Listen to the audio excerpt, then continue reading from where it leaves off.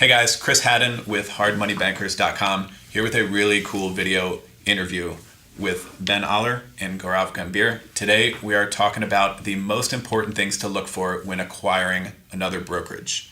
Guys, thanks for being here. Thank you. I appreciate you taking the time. All right, so when we're getting started here, if you wouldn't mind, just rewind to the beginning a little bit, give a little bit of your own background in real estate and how you got to this point. Okay, sure. I got into real estate in about 2005. Being from the IT background, I got into real estate by coincidence. Started working in a company that was specializing in industrial warehouses. Learned the real estate business from there. Thought that I wanted to do something for myself. Became an agent. Joined hands with Ben in 2010. Had launched a brokerage company before. I thought being in the brokerage business was the best thing.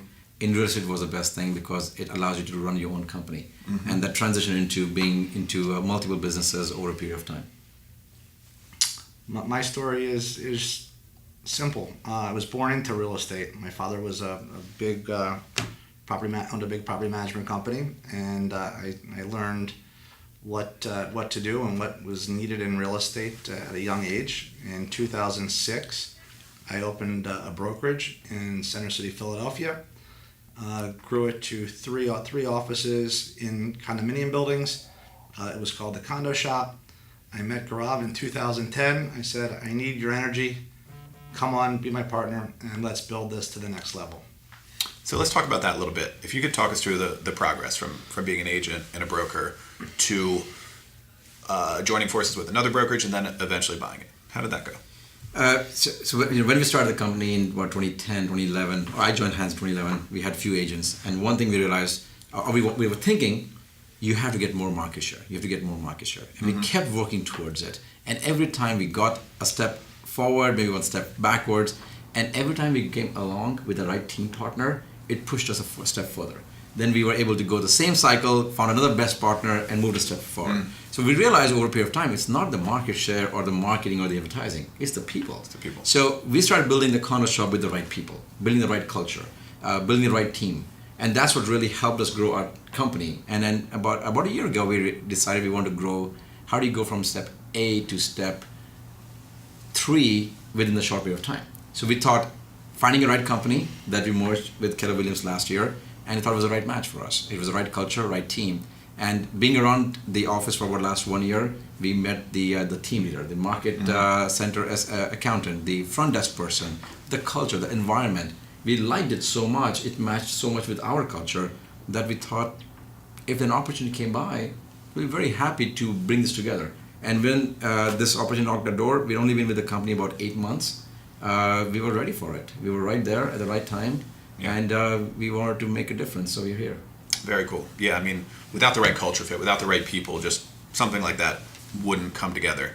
And you mentioned opportunity, and before we started filming, we were talking about the importance of timing. Correct. Let's talk about that a little bit.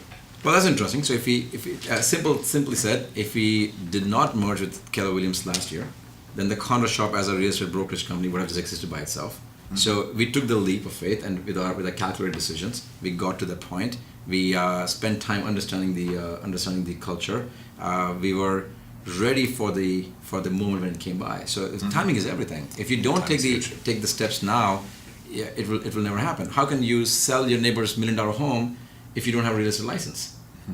So I always have to think about what comes first. It's a chicken or the egg story. Do you work harder to get to the point where the opportunity knocks your door, or you try to wait for that opportunity and then you think you're going to be able to capitalize on it later? I think it's the first. You always have to continue working hard and then be ready for the opportunity. Yeah, I see. Yeah, the timing is huge, and also just putting in the steps to get there, to even be in the position. You also have a pretty interesting outlook on competition in real estate. What do you mean by that? I love competition. I think it.